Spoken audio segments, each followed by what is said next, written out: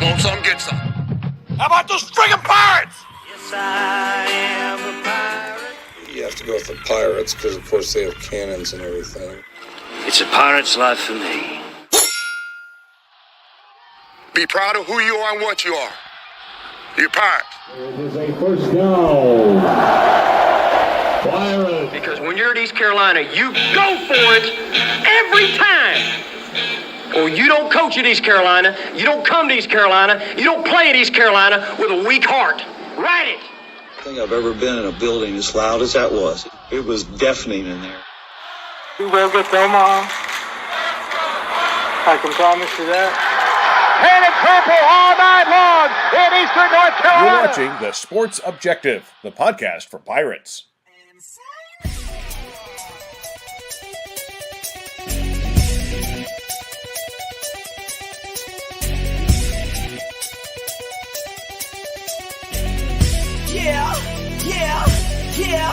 Yeah. My heart is purple and gold. I'm a pirate down to my soul. And I don't back down, not at all. Find out when the cannons explode.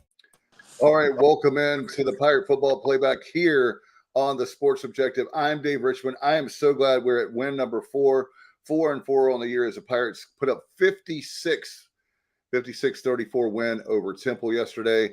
And one of the happiest Pirates I know is Kyle from LaGrange Barber. How are you, man? Yeah, happy to be 4-4. Happy with the offensive performance yesterday. Really happy with the play of Hauser, quarterback. Thought the offensive line played well. Running backs played well. Receivers played well. John David Baker called his best game. Blake Harrell did a good job getting everybody ready. So overall, defense, some problems in the secondary. But besides that, overall, good performance. Let's bring in Bubba Rosenbaum from China Grove, North Carolina. What's up, dude? What's going on, guys? Yeah, it was a beautiful afternoon for football, mid to upper 70s. Unfortunately, the attendance is not what I hoped, given the decision that had been made on Sunday. Was hoping that we may have a, legit 35 or maybe close to that. Unfortunately, it's probably, more like in the 22 to 25 range, if I had to guess. But the ones that were there were pretty into it, and it was a good atmosphere, considering. And like Coach Harrell said in the post game, that was a win that not only the players and coaches needed, but just the program as a whole and Pirate Nation, needed that jolt of energy that 56-34 victory provided. And there late in the first half and, about the first 11 minutes of the third quarter, talk about electric. And we went from trailing 21-13 to leading 56-28, outscored the Owls 43-7, over that 20-minute or so span. And I know we'll dive into a lot of the specifics, but as Kyle mentioned, Caton Hauser, 5 touchdown passes. It's been well documented, how much the Pirates have struggled in the red zone this year, but 5 red zone trips, 5 touchdowns, and ran the ball for 230 yards, and that was the most rushing yards that we've had in a couple years, going back to Holton's senior season. So a lot to like, and then like Kyle mentioned, plenty to shore up on the back end with the secondary. Let's bring in Matt Semenza, former linebacker with Steve Logan in the 1990s, still young and kicking some bootay. Matt, what's up? Thanks for the intro, Dave. What's up, guys? Happy to get a win. I was really happy for the players. Obviously, a tumultuous week for those guys. Also, really happy for Blake Harrell. I'm sure this was a difficult week for him, and he's always represented himself in such a good, positive way since he's been in Greenville, and continues to do that. And really happy for him to get a win. Some of the things I liked from yesterday, guys, I really liked the execution from the offense. We were converting on our deep shots, which was really nice to see. Several deep balls that we converted on. And obviously, when we did run the ball, we ran the ball very effectively. I think that's the best I've seen Rajay look in several years, guys. I thought he looked quick. I thought he looked shifty. He made some people miss. He ran with some power. So I was really happy to see that. And, obviously, a lot to clean up defensively over the next few weeks. But I do like that we have a bye week coming up where we can, take the time to clean some of those things up. And overall, just happy to get a win and ready to keep moving forward. Hey guys, one of the things I want to bring up to you guys, even my mom asked me that this morning, is do you think that Coach Houston had full reins on the offense? Because JDB, I know that Army is a lot better than Temple, so I'm not trying to play that up, but do you think with John David Baker, he had a free reign on the offense yesterday? Because putting up 56, we heard he could put up big numbers, so just want to that was one of my thoughts for the game. I don't know. I know that Harrell talked about that he emphasized to Baker that he wanted to establish the run. So you would say that was a trade of Houston also, and there's nothing wrong with establishing a run. You need a good running game. But the biggest difference of what I saw yesterday on offense to me was Hauser versus Garcia. And this is really, Hauser, the Charlotte game, he was kind of thrown into the fire. He really started to get the rust off the second half against Army. And then yesterday played excellent. He really got to wonder why he wasn't starting all year. I'll get into that later. But to answer your question, was Houston holding back the offense or holding back Baker's play calling? I don't know. I know he had influence as the head coach, and Harrell does too, as interim head coach. I'm sure I'm sure Houston was more in control of it than Harrell would be. But the biggest thing I noticed, it was just quarterback play was drastically improved. And the O-line and maybe Temple's D-line's not that good, but I thought the O-line had a really good day yesterday, which makes everything easier. But in terms of whether Houston was restricting Baker's play calling, I don't know. We'll probably never know, particularly with the quarterback switch. What do y'all, Bubba, Matt, what do y'all think?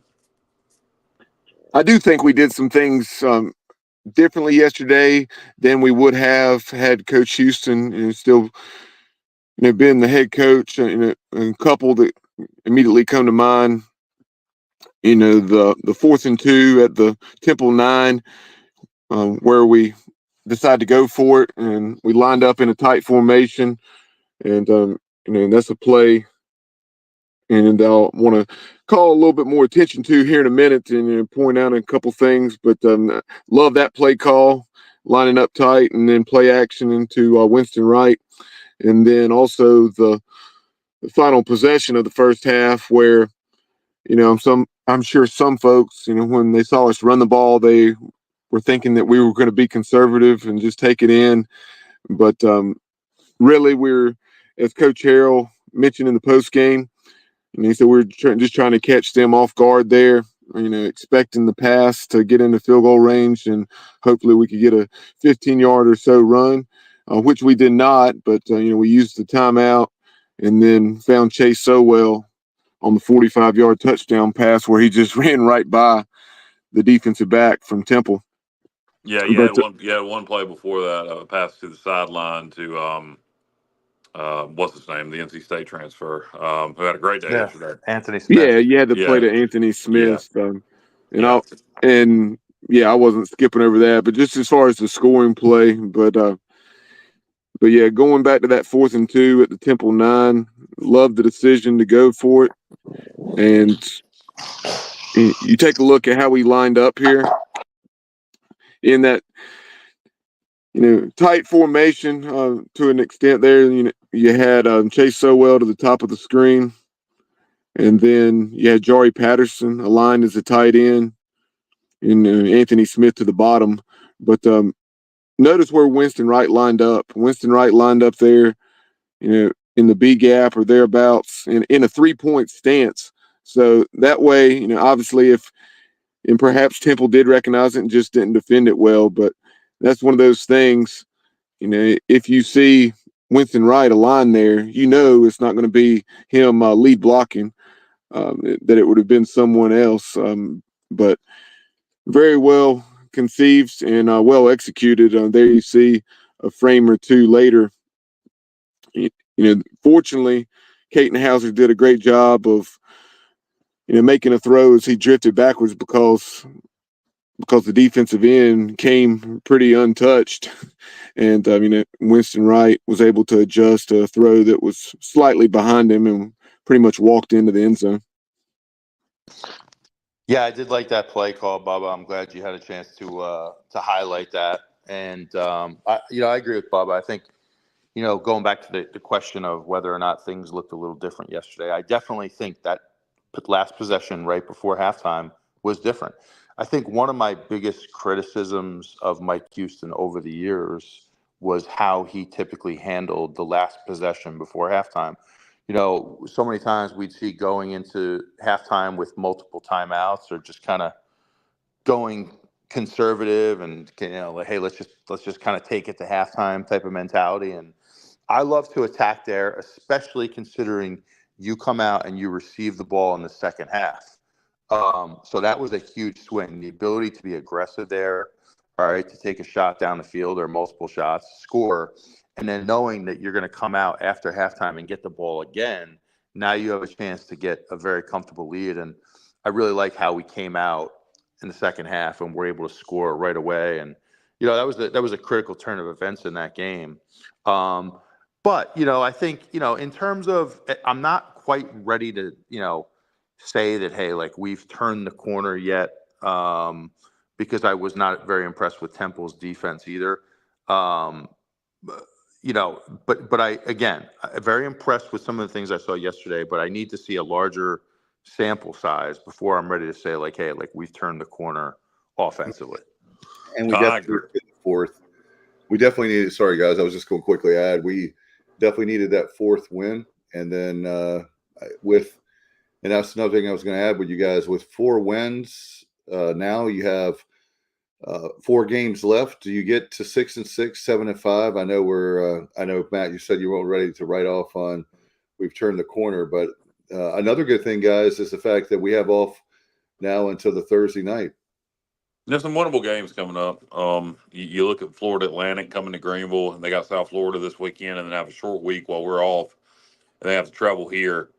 And they're a competitive football team, but they don't seem to be able to win very often, despite being pretty competitive with most teams. The Florida Atlantic's very beatable. Tulsa, they got a win yesterday, but they've struggled all year. Temple beat them the week before. So a couple winnable games coming up. After that, North Texas and Navy's a lot tougher. But if we can keep scoring, and that's the question, like Matt said, have we turned the corner on offense? It's the question, truly. Matt mentioned not being impressed with Temple's defense. No, they were not very impressive. And they don't typically get a lot of pressure on the quarterback. But if you look at their scores, nobody's put 56 on them. And really not even close. They've beaten bad teams. They've had a really tough schedule. They beat Utah State. They beat Tulsa, and their losses were to Oklahoma, Army, Navy, Coastal Carolina, and I'm missing somebody here, guys. UConn, and they almost beat Coastal and UConn. They lost to Coastal by 8 and lost to UConn by 9. And for those that aren't following Connecticut football these days, that ain't the UConn from the AAC days. UConn's pretty good these days as an independent. So when they've played top 25 teams, Oklahoma, it was not in the top 25 now, but that caliber, Army, Navy, they've lost big, but they took Coastal and UConn to the limit and beat Utah State and beat Tulsa, and we blew them out. So they do play poorly on the road versus at home. They're a much better team at home. But I do agree with Matt overall. We need to see more of the offense. I don't think we'll be able to run it that consistently. I don't see how all of a sudden you just have a running game that good. That tells me that was a little bit to do with Temple's D line. But the passing game with Hauser, look, I'm sorry, and I'm not putting down Garcia, and it was one game, but I saw Hauser go through more read progressions yesterday than I think I saw Garcia go through all year. And it really makes me wonder.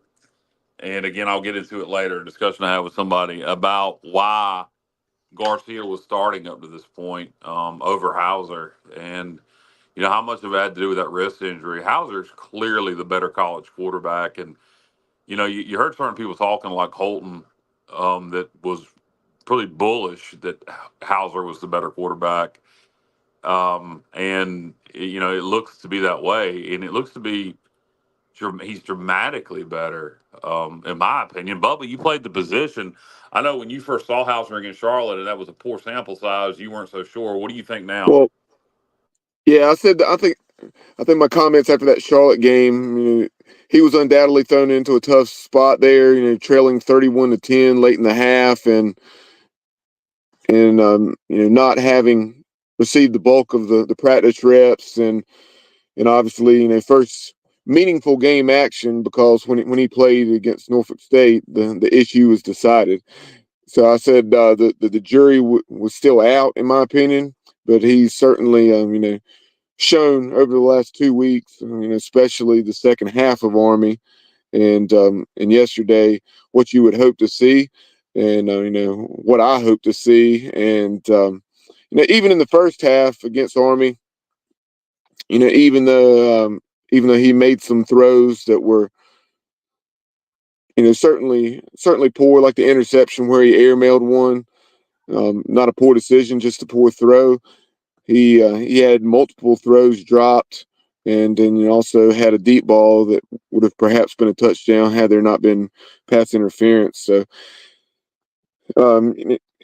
one of the things that's very noticeable that we had heard all along was that he had better touch. And think about that the 3rd and 10 throw that he had the first possession of the game yesterday. We forced that quick 3 and out by Temple, get good field position, facing the 3rd and 10 at the Temple 42, and then he throws a strike to Anthony Smith for our first touchdown. And then our second touchdown came on a 3rd and 5 conversion where he found Jari Patterson, and Jari made a heck of a run, cutting back to the inside after his catch there on the left side to answer Temple's response to our score.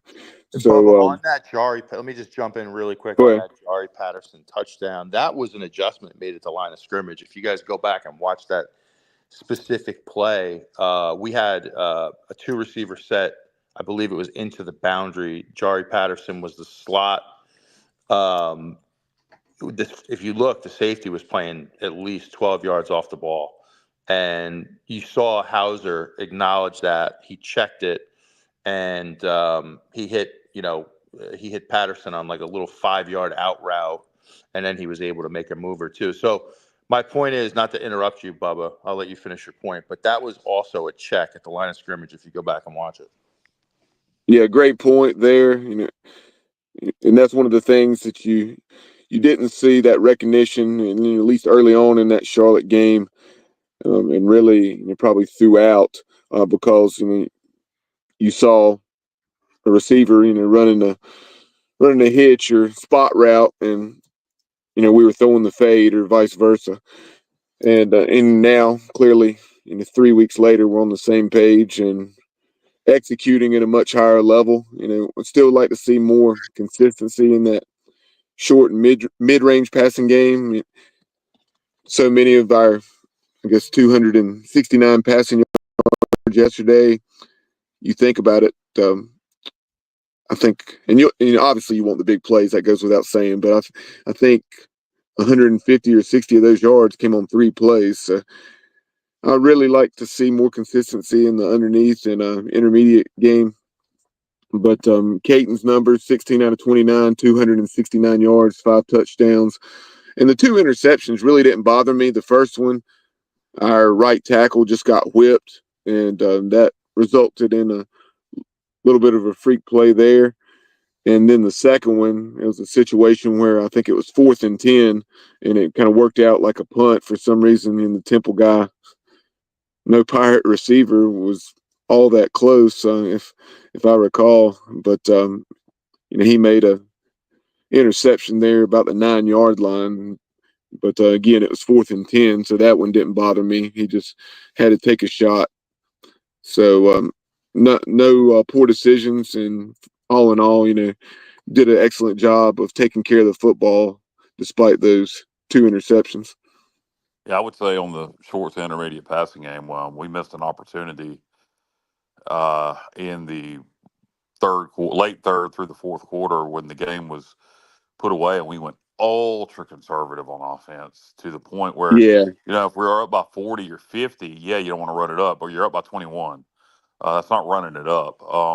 So to me, that was a perfect opportunity there to get your short and intermediate passing game going. Yeah, you don't want to take any more deep shots. Maybe if they're there, you can't pass them up, but not as a game plan. But you don't have to hand it off every down either. So right. I thought maybe that's something that Blake Harrell, and I'm sure that was on Blake, not JDP.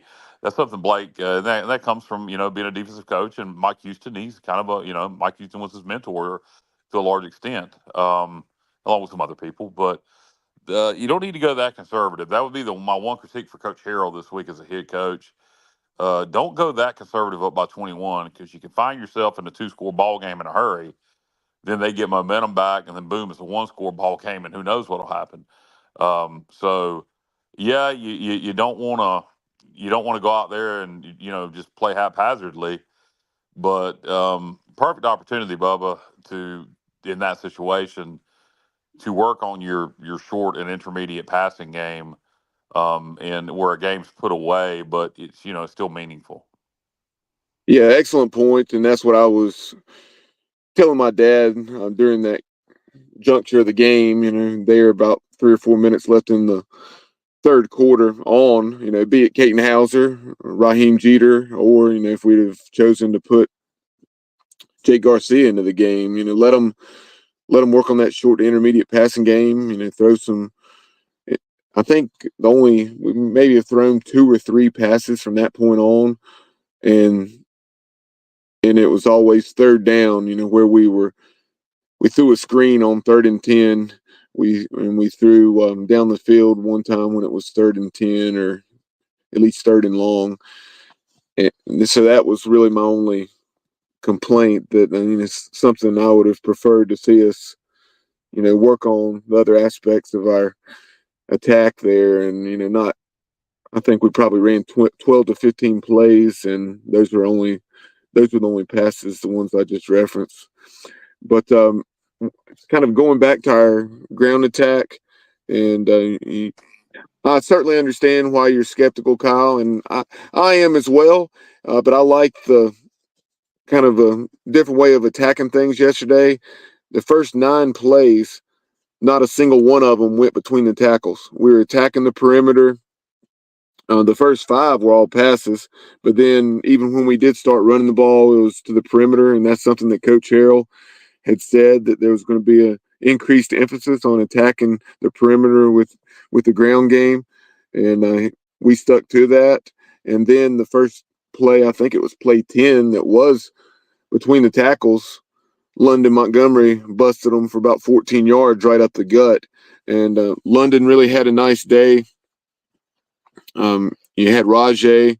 Rajay had 11 for 130, and I don't think he had a carry until probably at least the second quarter. But London Montgomery, 12 for 55. Again, Rajay, 11 for 130. Marlon Gunn, 8 for 37. And the Pirates had 231 yards rushing, which was the first 200-yard rushing game of the season, and the first since the season finale last year, where we had 225 against Tulsa. But that 231 is the most we've run for since the Campbell game, Holton senior year, and the most against an FBS opponent since that second game of Holton's senior year against Old Dominion, where we ran for, I think, 261. Yeah, a couple points off of what you just said. One, London Montgomery getting most of the carries early, and then Rajay playing the best game he's played in a long time. So you got to wonder if that was done to kind of intentionally to motivate Rajay. I don't know, but he sure answered the call, and wants to make sure he's still the featured back over London Montgomery. And good, they're pushing each other. That's a good thing. 'Cause that's what I saw yesterday.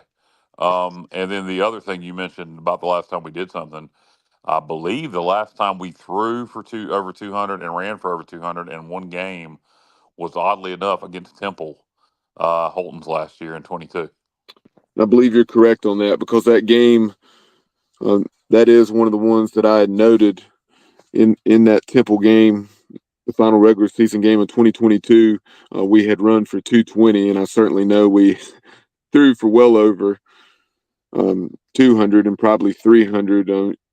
If folks will recall that the game winner to Jalen Johnson, where Holton was rolling to his left and threw back to his right, and yeah, it was across the recently, body. Go ahead. Oh, just here recently, folks maybe heard that episode of the Holton Ahlers show where he had Donnie on. Donnie was up in the press box saying the same thing I was in my living room. No, no, no, no. Yes, yes, yes. Exactly. Yeah. When you see it, you're thinking he's about to throw a pick, and then it's a touchdown. And I'll tell you something else I remember about that game. Matt didn't watch the end of that game. Matt was so pissed That off is with the true. defense. Matt, I hope you don't mind me. Okay, you don't mind. He was so pissed off with the defense. I remember we have a group text we're always in during the games, and I remember me and Bubba were sitting there, and maybe Dave too. But I remember specifically me and Bubba were sitting there talking about the game, and Matt gets back on like an hour later and is like, "Wait a minute, we won, guys." That is true. That is 100% true. But there is a little backstory to that I should give, just to give a little context. Um, the, Playing at Temple, all right, in that stadium is like a house of horrors, because I had a PTSD from the game. I don't know, was it like, what year was it where we went up there? We were ranked. It was like 30 degrees and raining, and we lost. 2014. 14, yeah. Thank you. I was there that day, and some of the most miserable conditions I've ever watched a football game in, and that was a painful loss. And it was all coming back. It was all coming back that day. So I turned it off. That's a good point. But Except yeah, that day, they only had like 150 yards of offense, but because of our turnovers and failure to execute in the red zone, but because of those said turnovers, then it resulted in that close loss. yeah, And no Temple doubt about was it. good in those days too. Yeah. One thing I wanted to mention, guys, just quickly going back to Hauser, the argument of, who should have started at the onset of the season and whatnot. I mean, when you look at these two, that there is a big difference in the way they play. Two of the things that really jump out to me when you look at them throw the deep ball, Hauser, he's got a better touch. He gets more arc on the ball. He gets it up in the air, so his receivers can run under it and make a play. Versus Garcia, his ball comes out a little more flat with some more pace on it. But I think Hauser throws a better deep ball overall. So I think that's one observation. And then the second observation is that when you watch them both in the pocket, and when the pocket is collapsing around them, Hauser's feet are a little more calm. He just seems a little more in control, versus Garcia seems to be bouncing a little bit and moving. He panics a little bit. And I think that allows Hauser to make some better reads and deliver a more accurate ball. So I think those are really the two biggest differences I see from those guys. Again, I'm not sure why they made that decision at the start of the season, but going I back got to your some point, context on that. yeah, and I think Kyle, I'll let you jump in on that, but I think a lot of it this is my opinion, had a lot to do with just fear of looking back to last season. I feel like they were so afraid to start rotating quarterbacks. They were just determined to let Garcia try to win that job, and it just never happened. Yeah, the context I got on this, I talked to somebody last night that it's pretty well connected with the program that you should know. And I asked them, the who really made that call to start Garcia? Was it John David Baker or was it Mike Houston? Or was it a mutual decision, as we were told to begin with? And they said, as far as they know, it was a mutual decision, and the reasoning behind it, despite what they had seen at practice multiple times and their belief that Hauser was the better quarterback, was that the staff, Houston, Baker, really liked two things about Garcia. They liked his moxie. They really liked his moxie. He had a lot of fight. He was vocal out there on the field, kind of cocky. Would kind of that gunslinger mentality.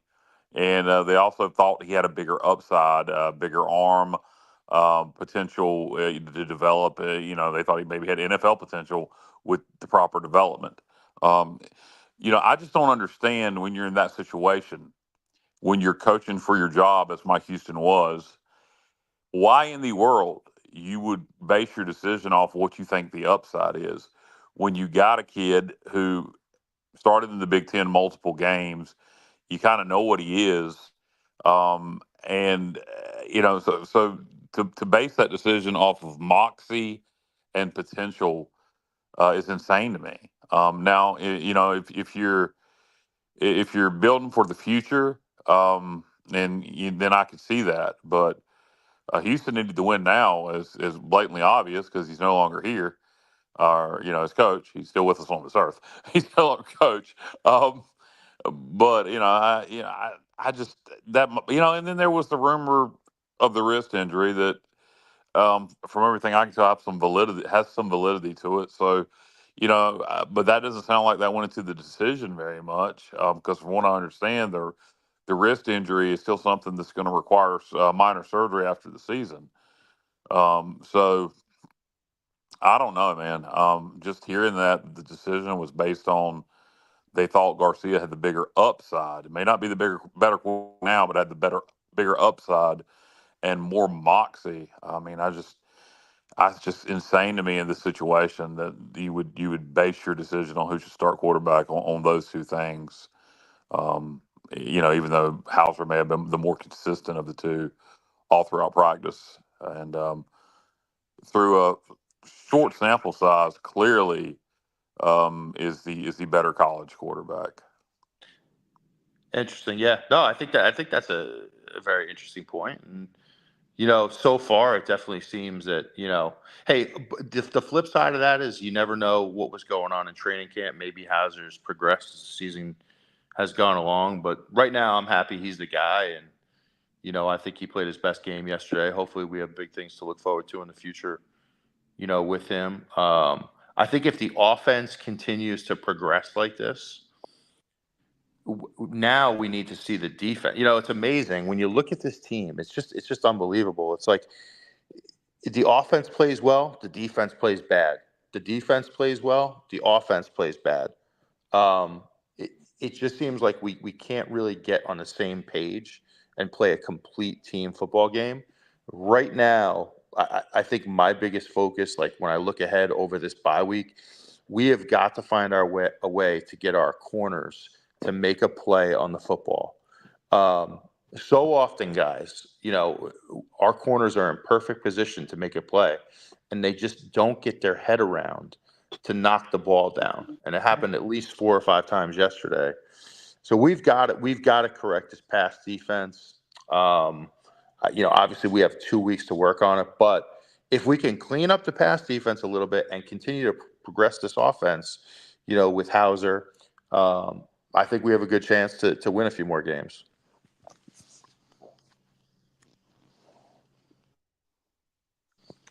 Yeah, you guys still there? Yeah, I'm here. Yeah, How was sorry, I was responding to a message. I agree with you. If the offense continues to progress, the defense just needs to clean up the back end.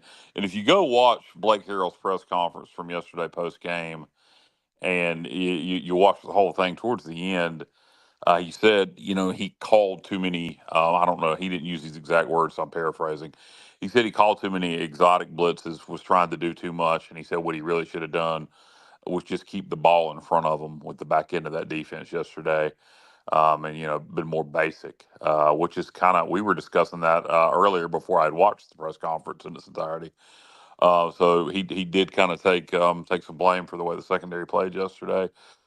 But you got to get into Blake. JDB on the sideline there, Blake Harrell. All right, so let's say Florida Atlantic comes up, a week and a half from now, and we beat Florida Atlantic. And let's say we put 40 some on the board, and then we go and then we go down to Tulsa and win one on the road, and who knows what happens after that. But at what point does Blake Harrell assuming he wants to be a full-time head coach, at what point does he become a legitimate candidate for the job? I think Pirate Nation, and by the way, yeah, I meant this point earlier. Yesterday, well, I'll circle back to it. Let me stick on what I'm saying. I do think Pirate Nation is going to fall in love with Blake Harrell the more they get to know him. Again, the people that aren't sick and watch the defensive coordinator press conference every Wednesday night like we do, that maybe, and he's been on the show. So people that haven't had a chance to hear Blake talk or interact with him are going to realize what a nice, genuine guy he is. One of the more genuine people you'll run into in the college football coaching profession. So I wonder what it's going to take. Would it be 3 more wins to get to 6-6? Would it be 7-5? I think 4-1 to get to 7-5. I think it'd be pretty hard to replace Blake Harrell and JDB. But it's one game, so there's a lot to be determined. But what record, Matt, Dave, do you think he would have to be to get the job? I say 4-1. I agree with you. You're spot on, Kyle. And I know Matt's going to go, oh my goodness, they agree on something. But no, I agree with you 100%. I was thinking about that very thing. I don't think it'll be enough. In other words, my point is the 6-6, maybe, but man, you go 7-5. And then, Kyle, top on that, Noah talks about, I think he should get the job if he finishes 8-5. So that's with a bowl win. I think if you go To me, you don't make your decision on that. You make your decision on. You can't wait till after the ball game to make your decision. If you're going to name Blake Harrell head coach, in my opinion, you do it after the regular season, whether that be at 5-0, 4-1, or at 3-2. But I doubt he'd get it at 3-2. Well, if I think 4-1. Yeah, if he gets 7-5, I know where you're going with this. If he's 7-5. He's won the regular season, and even if you lose the bowl game, you still got a winning season. And after a 2-10 mark last year, are we happy with 7-6? No. But you just can't afford to make that. You can't afford if you want guys like Garrett Riley and you want guys like I know what Tyson Helton. You can't wait until January to make your hire. So you can't wait to see what happens in the bowl game. So you got to you're going to have to make your decision based on the regular season. And I think it's pretty stupid to make your decision based on one game anyway. So yeah, you make it based on the regular. Matt, what do you think you would have to do to be a serious candidate for head coach? Yeah, I think if he wins, obviously the next two, I think he begins to open some eyes in the administration. But I think the key thing for Blake is going to be he's going to have to win 4. He's going to have to win one of the last 2, whether it's North Texas 4-1, or Navy. yeah. So, because listen, if you look at it, if you take a step back and just kind of look at the schedule, obviously Temple, Florida Atlantic, and Tulsa, you feel like those are winnable games. What we need to see at ECU and what we haven't seen in the Mike Houston era is beating teams that we're maybe not necessarily supposed to beat. And when you look at those last 2, I think we're going to be an underdog in those games. And we need to get to a point here where we're beating better teams, where we're beating teams that maybe we're not supposed to beat. So I think that's going to be the key thing for Blake. And, listen, I think, like I've said, I'm a big fan of Blake. I think he's a great dude. I think every time you hear him at a press conference, he's praising our fans. He's praising the city of Greenville. What a great place it is to be for his family. What a great place it is to coach football. So he's a gracious dude, and I'm pulling for him. But I think the bar is going to be. I think it's going to be very difficult unless he wins 4. Yeah, I agree with you. That was my thing. 4-1, and and you mentioned beating. That would include beating somebody you're not supposed to, so to speak, in North Texas on the road, or good God, beat Navy in Greenville. That would be the first ever time we've done that. Yeah, that would be huge on Senior Day to get a win over Navy. That would be beyond huge. Might rush the field. But and one thing I do question: does Blake want to be a full-time head coach? He was talking about he was giving everybody the day off and wanted everybody to go spend time with their family and free. I don't know. He may not want to be a head coach. We assume he does, but we'll see. Yeah, I was just going to add to that. I think he does, and I agree with you guys about him being. I've had many conversations with him over the last, not many, but I'm saying compared to the other coaches, probably the most would be him. He's extremely likable, like you said. He's down to earth. He gets, even though he's not from here, he really gets our fan base, and I think it's. I think it would be he's from Western North Carolina too, right? Right. It's a disservice for him not to get a look. But having said that, I want to be careful in my sentimental feelings and my brain. In other words, he can't go 1-4, just win this game. Obviously. Oh, well, that's not even going to be a discussion. What will be the discussion if he goes 3-2? That's going to be the discussion. Is that enough for him to keep the job? I'll say probably not. It'll certainly, Let me ask you a question. I just because crazy stuff goes through my head. I'll ask both of y'all this, and Imagine it's just probably a dumb thought. And let's pretend Blake doesn't want to be a full-time head coach. Because he had told John David Baker he wasn't ready for this and all this kind of stuff. And so he don't want to be a full-time head coach, but let's just say he goes 3-2. And let's say John David Baker's offense lights it up like crazy the rest of the way. Do you Skip Holtz is making $100,000 a year in Birmingham. Do you think, is this just a scenario that I'm just making up in my head? Could you see a scenario where Skip comes in as CEO, as head coach, takes maybe a little less salary than a lot of people would, maybe 900,000, something like that, maybe a cool even million, and keeps Blake on as DC, John David Baker on as OC, while Skip is managing things as CEO? Could you see something like that playing out if there's a 3-2 type finish? I think it's highly unlikely. Just when you look at the history of, coaches come in, they tend to want to bring their own guys in. I mean, so I think it's highly. I mean, I get exactly where you're going with it, Kyle. I get it, but I just don't. I don't necessarily see it. I think the thing with Blake too is, he's got to get this defense playing better, and I think that's going to be another key for him. Mm-hmm. Because that's his responsibility, defensive side of the ball, and he's done a really nice job since he's been here. But if we're talking very honestly here, since the second half of the Liberty game, we're in a complete free fall defensively right now. We're missing 28. Yeah. I mean, big time. You look at, obviously second half of the Liberty game, I think they went 12 of 13 on third downs. Then you go to Charlotte, you give up 55.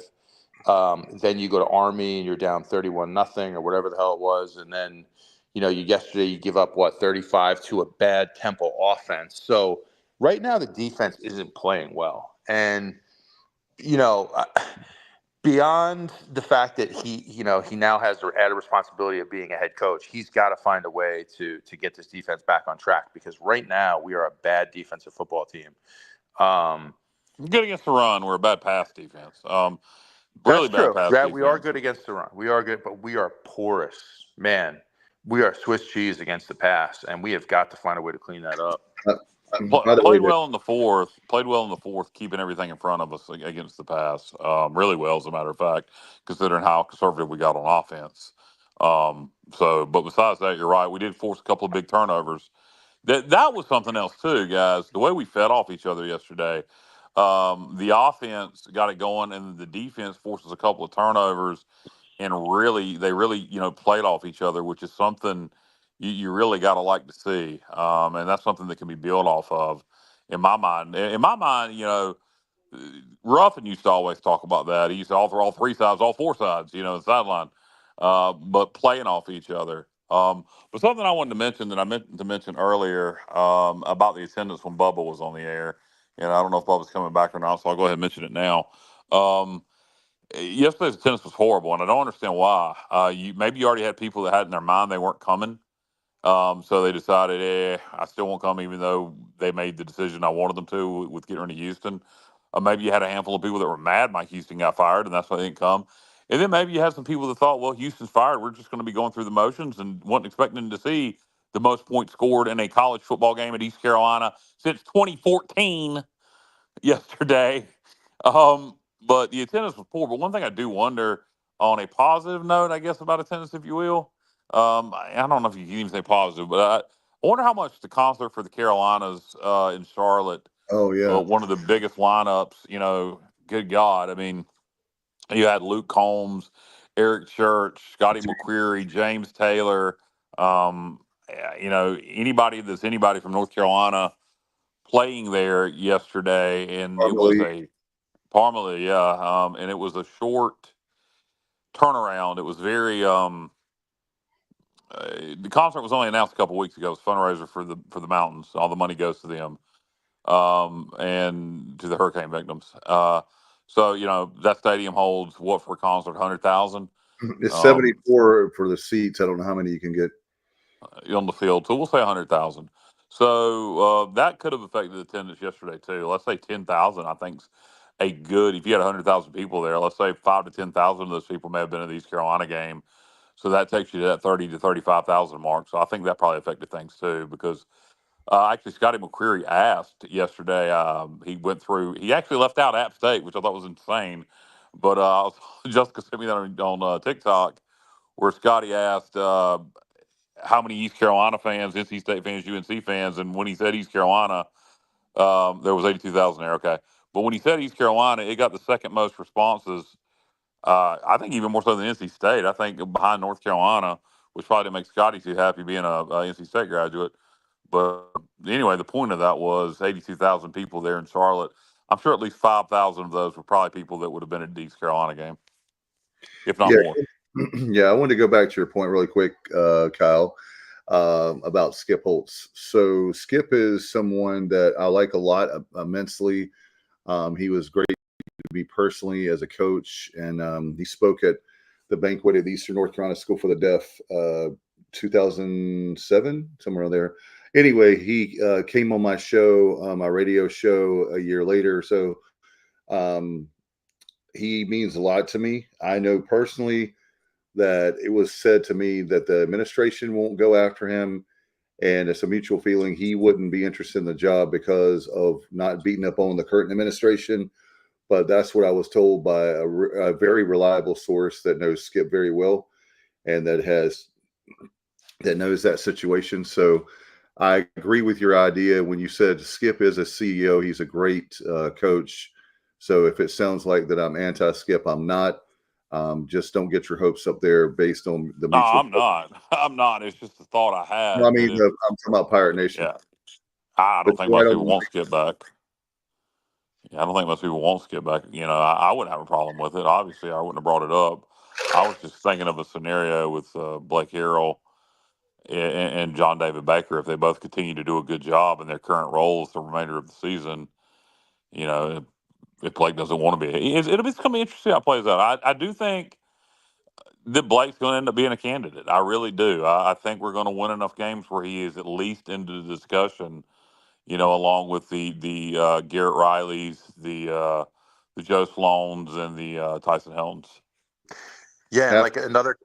Oh, go ahead. Go ahead. You want to put a comment up, Dave? yeah, Kenny says half his tailgating crowd will into the river and hung out. And then James says that, how about this? Skip is interested in the job at Southern Miss.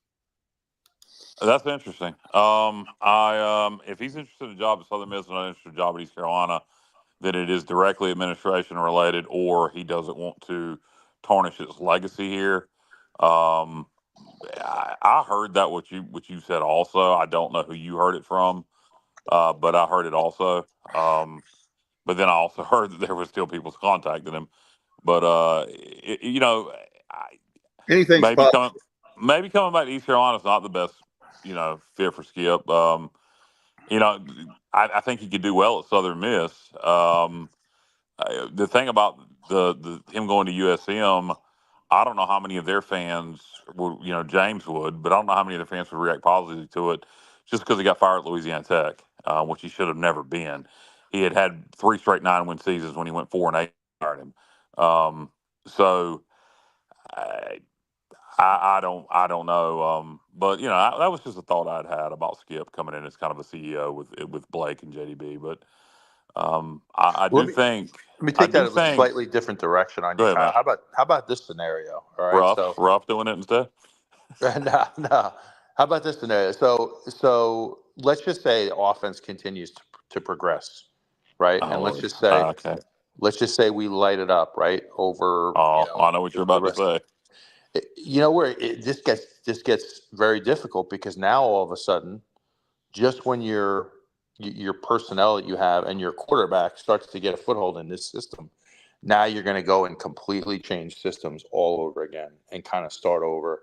So that's another thing that just kind of keep your eye on is like, let's just say we really start to take off as an offense and we're putting up, Yeah. 40 plus points a game over the next 4 or 5.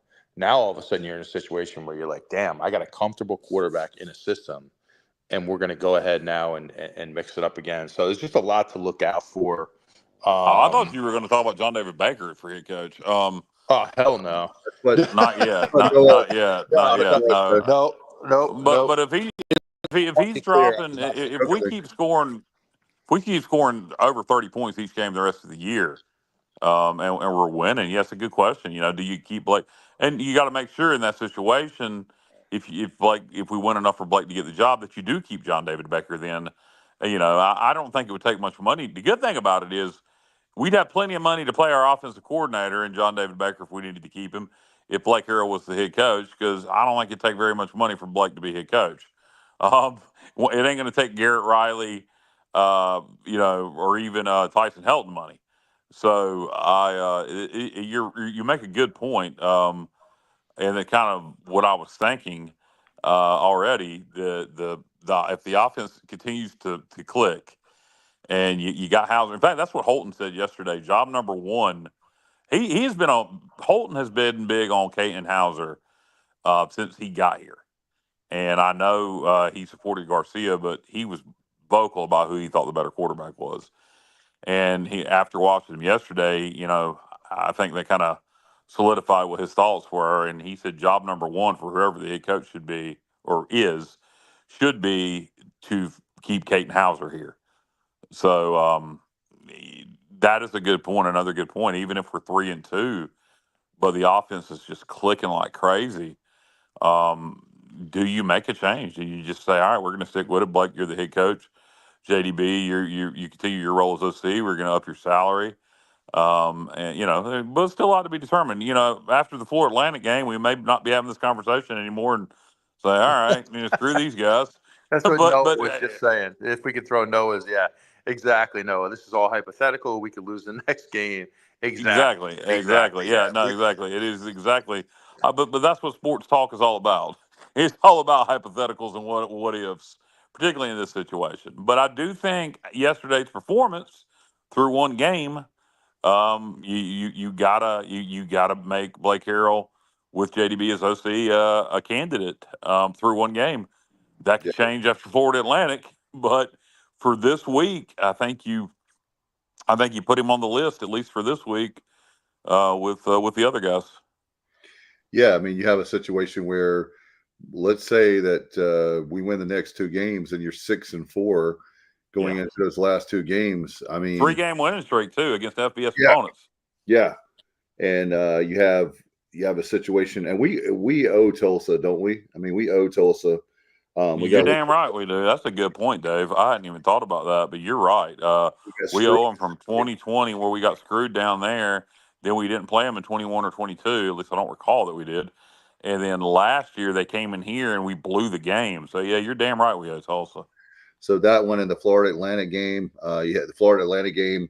We had a question about another thing. We had so many comments. Thank you guys, the men and women here tonight. We appreciate you very much. Yeah, particularly being I don't know about Bubba or Matt or you, Dave, but I did not promote the show at all tonight. And so thanks to everybody for being here. No doubt. I have actually been sick since Thursday night, and so today I have done absolutely zero today. So what's wrong with you? What kind of sick are you? I think stomach or like cold or what? I had the flu. I haven't had that in many years. I even had but it's something going around at our work, and of all things, I think. Well, you work in the hospital, Dave. Everything goes around there. Yeah, but anyway, I'm feeling better. Today is the first day I felt more like myself, so I'm on the mend. But and when you get a Pirate victory, and then you had that yesterday, that made me feel a lot better. So, but we're going to talk about, hey guys, as far as I know, one of the things that was asked is the next game is a Thursday night, and we had a question: will the attendance be better since it's a Thursday night game? With the Florida Atlantic coming to town November 6th. Students will be so. night of the student. Well, yes and no, Matt. Last night was 25,000, so I don't really see. We don't normally go any lower than that.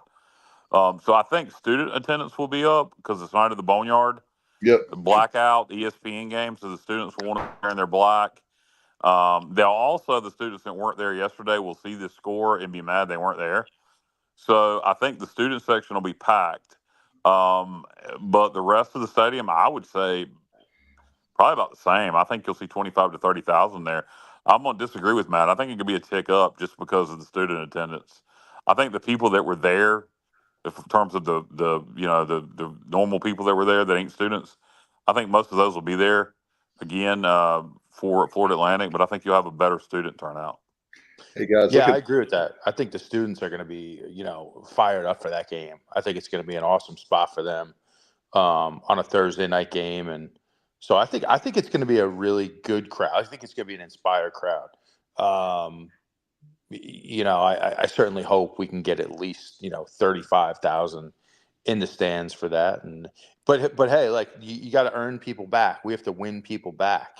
Amen. I mean, the football has been so abysmal here for the last month or so that you can kind of understand why people would want to go do something else with their time. And hopefully now, after at least you get a win, you give people something to feel good about. Obviously with the coaching change, and maybe that's enough to get people back in the seats. Well, Hauser, as pointed here on the screen, Hauser's thrown just as many touchdowns as Garcia. So again, and what I had seen and I've made this point to you guys. I know, which Bubba was here to solidify what I was saying. That I'm not just making this up. When I watched Caden Hauser's film when he first got here, I told Bubba, I said what I've noticed on his film is he plays really well in the red zone. The offense seems to execute at Michigan State really well in the red zone. Caden plays with confidence throwing the ball in the red zone. And granted, people don't put their bad plays on film for highlight reels, but that's one thing I've been very pleased with Caden and just the offense in general. Going back to the second half against Army and then against Temple is the red zone performances. Granted, some of those were rushing touchdowns, but he's getting us in the right plays and. The offense just seems to play with more confidence, particularly in the red zone with him in the game. Oh, I agree. I think he's been really good in the end zone, and you've now seen 2 weeks in a row we've scored on a fade, to the corner of the end zone. Yes. Yesterday, a nice ball to Yannick Smith. Again, I think that goes back to his ability to get touch on the ball. We saw it last week at Army with, I believe it was Anthony Smith. So I think that's great. He definitely looks more comfortable in the red zone to me. I really liked yesterday how we were able to finish with the running game when we got down to like inside the 10-yard line. Marlon Gunn, man, he's a guy that's been really quiet. And like for me, I'm kind of like, what is going on with Marlon Gunn? I know he's been injured. And last year he was kind of the forgotten man, but like every now and then you'll see this guy and he'll show up and he'll have a run and you're like, damn, like guys are bouncing off of him. He's running hard. He looks physical. And then he'll just kind of disappear for a few weeks. So it's just a weird thing. But I like the way he ran in the red zone yesterday. I thought Rajay ran really hard in the red zone. Like when you can run the ball inside the 10-yard line and finish like that, that makes a huge difference. And again, I think some of it was opponent, but I liked what I saw in that regard yesterday. But yeah, I think your point is valid, Kyle, 100%. Hauser is more comfortable in the red zone. By the way, I had a question for you guys. Something I heard all week long, and I'm curious after the game now. But how much do you think yesterday was the guys playing for their coach, for Coach Houston? People said, "Will they lay down? Will they play hard for the coach?" But how much of it was that, like Rajay, for example, he was extremely close to Coach Houston, and he was public about his opinion about the fire, obviously. But how do you guys feel about that? I don't know. You want to play for Coach Houston? You should have done that the game before. I don't know. It's a good question. Now, whatever inspires them, inspires them. I have no idea. I'm hoping they were playing, that hard for Blake, because that'll translate the rest of the season. Rajay is interested. Bubba mentioned earlier, Rajay really didn't get any carries in the first quarter. It was given to London Montgomery, and I think maybe that inspired Rajay a little bit. And I wasn't at practice this week. I know Rajay's a senior leader, and maybe Rajay didn't have the best week of practice. I'm just being hypothetical here. I don't know.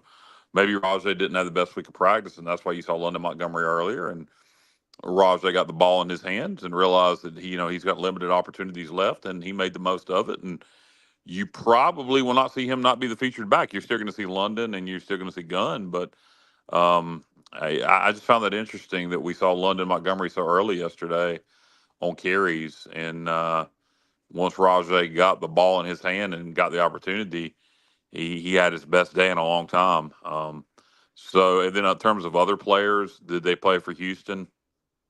I don't. Hauser, I can say certainly not. No longer than he's been here. But some of those seniors, yeah, maybe. But I hope they're playing for each other, playing for themselves, playing for Blake Harrell, playing for their other coaches, playing, and to get to a bowl.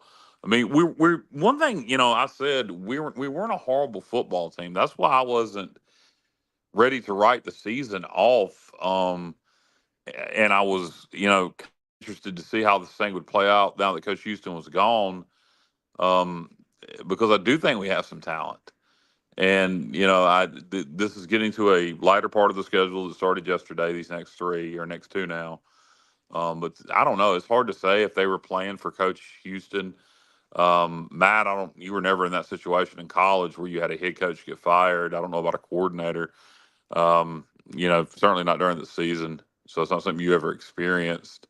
But I don't know. Do you think that any of them were playing for Coach Houston yesterday? Let's go win this one for the Gipper kind of thing, or do you think that didn't have much to do with it? I don't know. I mean, I think it probably gets your attention during the week because it's such a kind of a crazy week that the guys were like really mentally locked into the game. But I think when the ball is kicked off, I think you just go play football, and you try to play as hard as you can for your team and for yourself and for your school and your family. And so I don't know. I don't know how that played into it. But I do think that we looked pretty locked in mentally, and that's what you got to do every week. I wonder how much Baker was on the sideline yesterday, and it was his decision. Blake was asked about Baker being on the sideline, and he said that John had came to him and said that the kids are used to hearing my voice on the opposite side of the ball. Would you mind if I'm on the sideline instead of in the box? And Blake said, sure. Which I think is what a good leader does. Listen to other people. You make the decision, but to me, a good leader takes other people's input. Like some people, didn't particularly like or was a little nervous about Blake saying he was going to have Shank in the press box helping him with clock management. Well, I think that's a smart thing. If you know something is your weakness, get help with it. I don't have a problem with that. I think that's a smart thing to do. So I give him credit. I give Blake Harrell credit for allowing John David Becker to be on the sideline yesterday, and I give him credit for utilizing Steve Shankweiler to help him with clock management. Hey guys, Craig adds to what we were saying. He said, "Does it change? Did that wake up the team?" In other words, like they won't play in their best, and they're like, "Oh my God, we got our coach fired." Well, they didn't get their coach fired. Their coach got himself fired from poor decision making the previous year. Being 3-4 this year did not get Coach Houston fired. Being 2-10 last year got him fired this year, getting off to a poor start and losing to in-state schools. But this decision this year was based primarily off last year. But I see what you're saying in terms of what Craig was saying.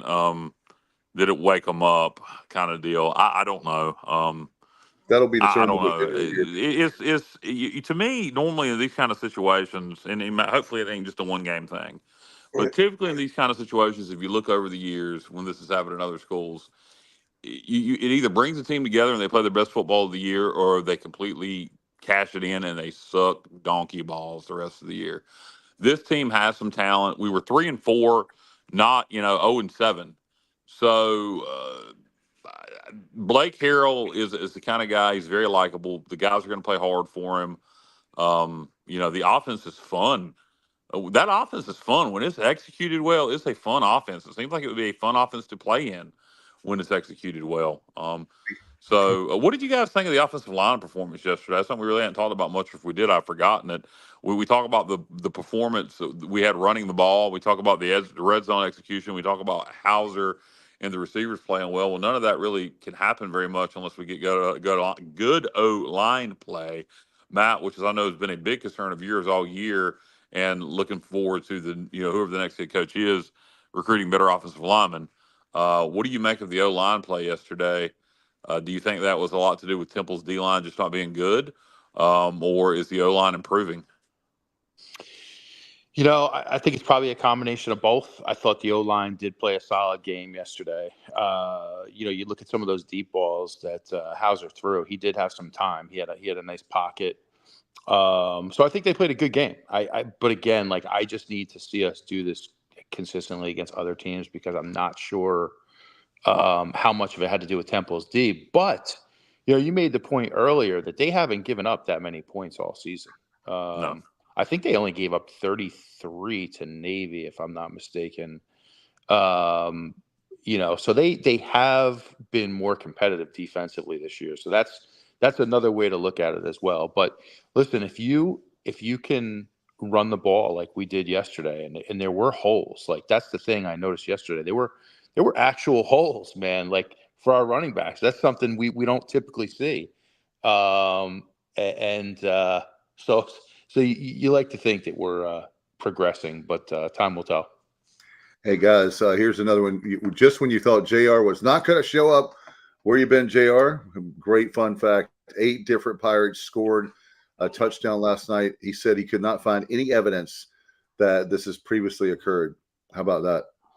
It's incredibly interesting. I didn't know that. I know you had one defensive touchdown, so you had 7 different players on offense. That is really good ball distribution. You had your defensive touchdown. You had your touchdown reception by Chase Sowell. He had 2, didn't he? And then you, or maybe it was just 1. Maybe the other one was just a deep catch. So you had the reception by Chase.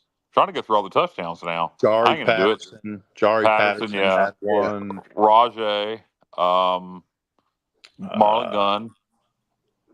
Gunn. Let's see. Did Anthony Smith have 1? Anthony Smith had 1. The very first touchdown of the game. He had 1 in the seam on that long throw. How many is that? I don't even know. I'm losing track here. Did Savage have 1? I don't think so. That doesn't. I don't think he. I don't think so. But Jr. If Jr. says it is true, I trust him with stats. So you had a defensive touchdown too. So you had the defensive touchdown. You had Gunn. You had Harris. You had Smith. You had Smith. You had Chase Sowell. Chase had a great game yesterday, by the way. Jari Patterson. Jari Patterson. We're missing 2. Did we say the defensive touchdown? I don't know. We're not going to sit here and try to. This does not make for a good podcast in here trying to count the 8 touchdowns. I think we're missing 1, but I can't think of who it is. Yeah, Savage had the 2-point conversion. Yep. I have the score sheet right here, guys. All right, there you go. So Anthony, we talked about Smith. We had, we said Patterson. I'm going through our scores here. Winston Wright. We had Chase Sowell. Rajay Harris. That's 5. Yep. Marlon Gunn. The Riddle. Defensive touchdown. Yep, Riddle. Riddle. Yannick Smith. There it is. There you go. Yep. The one I was forgetting of all people was Winston Wright on the play we discussed earlier That on the fourth down call. I don't know how in the hell we were forgetting that. We discussed that play at length earlier in the show on the 4th and 2 where we went for it and scored the touchdown. That was the one I was forgetting for whatever reason. James Smith made an appearance in the game yesterday at fullback in the red zone for us, and he put one in, right, James? I think James was an offensive lineman in high school. I don't know that we want James carrying the rock. I don't think I want him blocking at this point. Oh man. Yeah, I scored. You did score. I don't know. Sarah's not there right now, James. Who are you scoring with yourself? Oh man. What did he say? I didn't catch the comment. He said that's right. He was talking about that. I guess he was offensive lineman. Yeah, he was. Yeah. So looking at things like to me feel a lot better because of the fact I was talking about the time off. I think it'll be good because it gives us a chance to get under our feet. Then you have the next under your feet. You mean your feet under you? Feet under you, yeah. So you have the Thursday night game. I think that's going to be a great game. And then who knows? Johnny had mentioned, I believe, that they put in. Yeah, look, guys, at this. Something I want to mention. Tulsa bench Kirk Francis in the second quarter. They put in Utah State transfer Cooper Legas, and he threw 5 TDs and led a 28-point comeback against UTSA. So that game, of course he did. That's always the way. But at least it was not against us. So yeah, right. But now we got to play the son of a bitch. Maybe it's one of those. He came in, nobody was prepared for him, right. And you get him on video, and who knows? But I could have done without hearing that. I do know Tulsa came back, won that game, and I just put it on maybe UTSA's not that good, but I didn't know they pulled a quarterback off the bench. The bottom. Oh, Jesus Christ! It's a terrible job by UTSA yesterday. I mean, they had that game won, but how do these coaches keep picking the wrong quarterbacks? Are they morons? Are they just complete morons? I'll say this: anybody who can throw the ball with a pulse is going to give us a tough game. The way our secondary is playing right now, and I expect a lot of shootouts down the stretch. I really do, because right now we just can't stop anybody defensively in the secondary. And so if Tulsa found something, get ready for a shootout. Yeah, and with that said, UTSA secondary is garbage. But so is ours. But who knows? We'll see what Tulsa does in the coming weeks. They got who do they play? They got a couple weeks before we play them because we're off this week. So they at least play once before we play them. So we'll see. Florida Atlantic, on the other hand, their quarterback has not lit it up. He's a good athlete, good runner, but he's not been exactly throwing for 500 yards a game, and that's who's up next. No doubt. Yeah. Oh, go ahead, Dave.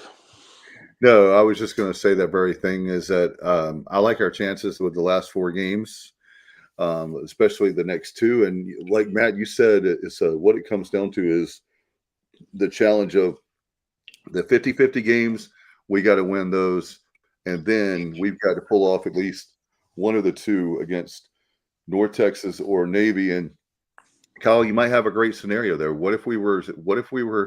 This is a crazy thing we haven't thought about. I don't think it's going to happen, but since we're playing what ifs, we could be literally 7-4 going into that Navy game, and you win the Navy game. You've never beat them, and the season that we thought, oh my God, we're gonna all of a sudden you pull off a miracle. I don't think that's. If you finish 8-4 and you beat Navy, Blake Harrell, he'll get carried off the field, and we'll all be chanting Blake. No, if that were to happen, I'm not expecting that to happen, but if it does, that North Texas game, with the way that quarterback plays, if we keep playing offense like we did this week in the coming weeks, that North Texas game, that game might be 57-56. Yeah. Oh yeah, no doubt. I mean, right now the way our corners are playing, I mean, we're getting exposed, and I'm telling you, like if I'm who's our corner coach, Jules Montanar.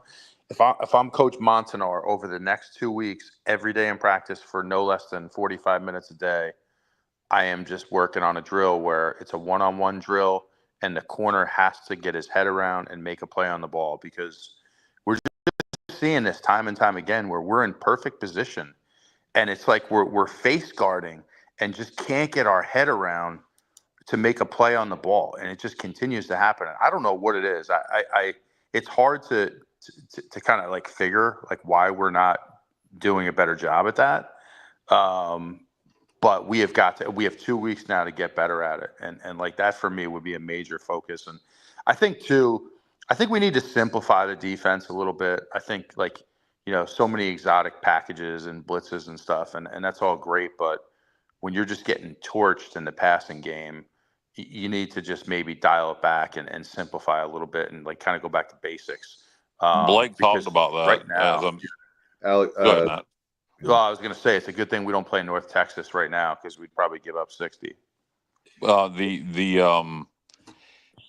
talked about that. If you go back and watch his full press conference, I don't know if you have, but he actually talked about that he simplified things late, and that's probably what he should have done earlier in the game. Yeah, I was going to ask a question, Matt. Is the very fact, since we're having trouble with the pass, do we? I think Matt, Kyle, you said that, which I was thinking about that very thing. Do you keep everything in front of you because that's what's going to help you eliminate as much as the X plays, the explosion plays? I think prevent. I'm not saying prevent, but do you have a way? Right. I guess would that be a zone?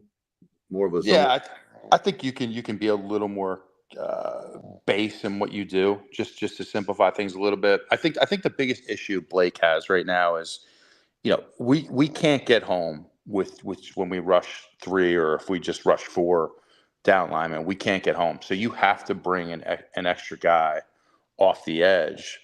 And then when you do that, your corners are ISO'd on the outside one-on-one, and we can't cover anybody. So that it's really like kind of pick your poison. But I'd prefer, instead of giving up the big play, I'd prefer to make people kind of earn it down the field, and hopefully they make a mistake at some point. With Ravel, I agree with you. There's 2 points of school of thought with that, or 2 points I had from what you just said, Matt. I think a lot of this defense, what we're doing, was designed with Ravel in mind. He's not there now. And 2, what you said about nickel and diamond down the field,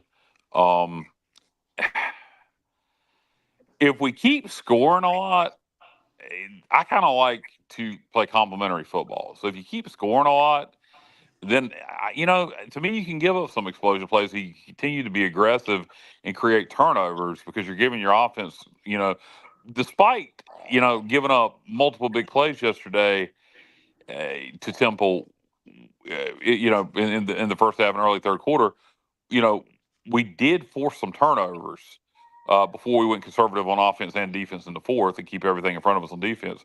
We did force a couple of turnovers, which put the game away. So if the offense is clicking, I think you continue to be aggressive some. I think you mix it up. I think you do some kind of base stuff, some zone, keep things in front of you, make people earn it. But I do think that you can continue to be aggressive at times and put your men on an island and be aggressive to try to force those turnovers, as long as the offense is scoring. Now, you can't do that if we're not lighting it up like we were yesterday. Yeah, no doubt. I think that's a good point. And yeah, I think basically like what you're saying is you kind of have to read the flow of the game and see what's working best. Yeah, no, I think that's fair. We just have to. We're going to have to clean that up. We have to, because right now it's just too easy for these teams to convert in the passing game. Do you think Blake should turn over more of the defense? He's a head coach now. He's got more on his plate than just calling defensive plays. Maybe do you make Roy Tesh or Mags, co-DC for the rest of the year, give them more responsibility? I guess it would kind of have to be Roy Tesh because he's been here so long. He knows the defense inside and out. Do you give him more responsibility and maybe Blake takes a little stress off himself? Or I don't know that Blake has the ability to do that at midseason. That's his defense. It's a great question. I mean, it's a great question. I definitely thought of that yesterday, and I don't know. I don't know if he is willing to do that. I just don't know. I think who was up in the box for us yesterday? Did we? So Blake came down to the field, obviously. I think it was Roy. So Roy Tash. All right. So so maybe Roy Tash does take on a much bigger role, like you said. I mean, they've been together for several years, so I'm sure he's got a great feel for calling plays defensively. So I mean, maybe you do. Maybe you rely on him a little more. All right. You guys, we got anything else? Any more comments we want to put up before we get out of here? We've been going about an hour and 20 minutes. Is there going to be a show next Sunday? That's a good question. Probably not. No. We might actually, because the game's on Thursday. So what we might do next Sunday night, if everybody's available, we may do the preview next Sunday night. I think that makes sense with the game being on Thursday. What say y'all? I'm fine for whatever. Yeah, it's fine with me. Yeah, I like doing it on Sunday night, so I'll be available. Yeah, so we'll probably do the preview next Sunday and just not have a midweek show with the game being on Thursday. That makes a lot of sense. Yep, no doubt. Thanks. Who asked that? That was Bobby Hayes. Shout out to Bobby. That's a good idea, even if you didn't think of it that exact way. Justice said there better be a show. There better be. Well, normally we won't do a show on Sunday night if there's no recap. But with the game being on a Thursday, we'll just skip the preview show that we normally do on a Tuesday or a Wednesday and have it on Sunday, and that makes a lot of sense. Yep, it definitely does. Thanks to Bubba. Thanks to everybody. A lot of great comments and questions. Again, people got them coming. Appreciate you all so much. Matt, Kyle, it's great to have a win. Pirates win again, 56-34. And Robert says, praying for you, Kyle. Appreciate it, man. Yeah, for those that don't know, and I mentioned this on Pirate Radio last night because I know they get a large listening audience, but I'll mention it here also. I'm always transparent, and I'm not looking for anybody's sympathy. Just your thoughts and prayers. I get CT scans on Tuesday. I have to go through this every 6 months. I had stage 3 colon cancer in 22.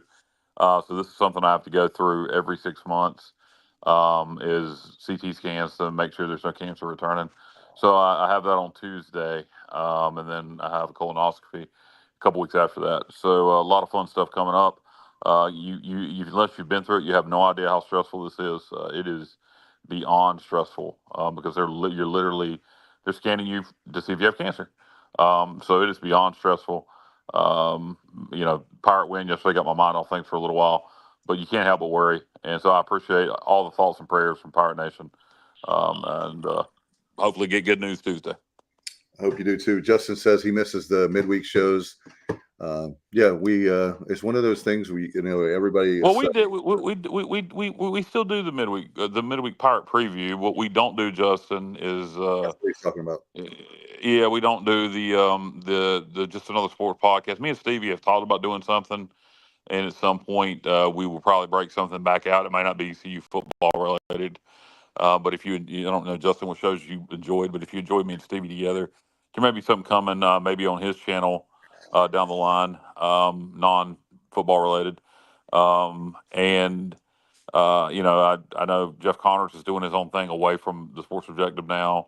Sonny and Semenza, they're taking the year off. They're taking a hiatus from each other. They may be back together at some point. Yeah, we're trying to get the negotiations. Yeah, we're in negotiations. We're holding negotiating out more money. I mean, contract. Yep. I would love to do that. I really enjoy doing that with Sonny. It's just tough because he travels a lot for both of y'all do. Between his full-time job and what he does for ESPN3, he's on the road a lot, so it's just tough to find time for it. What we did, me and Bubba did briefly some last fall and winter, or maybe it was last winter. We did a few episodes of something called The Coach's Kid. And I really think it's a great concept. And if they're out there on the Sports Objective channel on YouTube, go. If you didn't watch any of the episodes of The Coach's Kid, you should. We had Smacker Miles for one episode. Smacker. I wish I know Smacker was at the game yesterday. I did not realize Smacker was there until I watched the game on TV and on replay. Smacker was a fantastic guest, talking about her dad, Les Miles, and very attractive woman too. I would have liked to have said hey to her face to face if I didn't know she was there. But go check that episode out of The Coach's Kid with Smacker Miles. We also had Terry Holland's daughter on, which is probably one of my favorite things I've ever done in podcasting. the interview me and Bubba did with Terry Holland's daughter was fantastic. Definitely check that one out. And we did a couple more. We had the first one we did was with Terry Bowden. So we had Terry Bowden on talking about his dad Bobby. We did a few of those episodes, and that's something that I do think that Bubba and I will bring back at some point. And it'll probably be something sporadic, not a weekly occurrence, but maybe just popping up here and there. But I think the Coach's Kid is a great concept and something that I think has a lot of potential. By the way, Justin said we could always do a show on the road with the Queen Anne's Revenge. So Justin wants to show. That's not a bad idea, particularly for YouTube content. For Justin, actually, for the YouTube channel, if you want to produce something yourself and get it over to Bubba for our channel, we'd be more than happy to put that out. Yeah, no doubt. And tell us behind the scenes of that was my whole point about the. He said a high school final would be another great podcast. Yeah, it's just the problem we have, Justin, is not that we don't want to do more stuff. It's just all of us work full-time jobs. We're parents. We're up to a lot of things. And I know Matt with his son Chase, and he has a lot of travel ball. And Dave, did you freeze on us? I think Dave locked up. But Dave, you locked up there for a second. But yeah, your point. Yeah, I get your point. And hey, basketball season's right around the corner too, so we'll be doing a basketball show as well. Shooty hoops. We performed well in the scrimmages against Richmond and Davidson. So that's good. We'll see how that translates. Early season basketball schedule. I do not like the non-Division I basketball games. It drives me crazy. We're playing two of them. We're playing freaking Mount Olive. I live 20 minutes from Mount Olive, and they don't even get coverage around here hardly. So we're playing Mount Olive University, or the University of Mount Olive, and what's the other one? The very first game, I'm drawing a blank. Is it Wesleyan? Yeah, that's right. North Carolina. Which is ridiculous. But in between those two ridiculous games, which now we'll watch, we'll lose one of them. We play George Mason and Coastal. So do get a couple of good early tests. George Mason is, that's an American quality team. A good program there in the A10, former CAA rivals, but in the A10 these days. So getting George Mason here early and Coastal Carolina out of the Sun Belt. So two good tests early, along with two games that we should not be playing. I just don't understand, with over 300 Division I basketball schools, how in the world you wind up playing two Division II games. It boggles my mind. It irritates the crap out of me. I agree. And we tend to lose games we shouldn't in the non-conference, and then we struggle sometimes in conference games. We win games we shouldn't, the big upsets. And I hope that Coach Schwartz has a good season 3. Yeah, and that's another question. We'll briefly talk about basketball, and then we're going to get out of here. But season 3 for Coach Schwartz, we just fired Mike Houston. So you would assume, unless Schwartz just goes, wins 7 or 8 games, he's going to have a pretty long leash. He'll probably get a year 4, no matter what. But I know we work the portal. We got some good players out of the portal, actually. So we'll see what it looks like this year. We got the kid from Temple who's a good scorer, and a few other nice pieces. So we'll see what we look like this year. I thought Schwartz did a good job in year 1. I thought he was disappointing in year 2. So we'll see what happens in year 3. Yeah, I think what's really interesting to me about this basketball team is there's just so many unknowns. You just don't know what you have, and because there's so many new faces. And I think, it's going to be interesting to see how it all comes together. And then, you have some interesting pieces on that team. Like a guy that's intriguing to me is Sierra Malanga. I mean, he brings great height, great size. Has he progressed, during the offseason? Because, he's a tall, athletic guy, and he could be a difference maker for you at some point. But a lot of unknowns, and I think it's going to be interesting to see how it comes together. So I'm kind of looking forward to basketball season. It's getting to that point. No doubt. All right, guys, thank you so much for your time. Thank you, Bubba, earlier on. Appreciate you being a part of it. And again, we'll look forward to another great week. And hopefully we can talk about, in a week and a half, we can talk about a Pirate victory.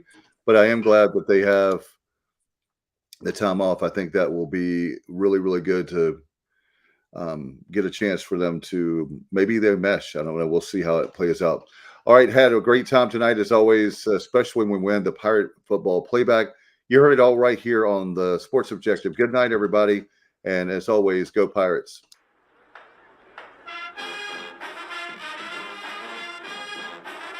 You're watching the Sports Objective, the podcast for Pirates.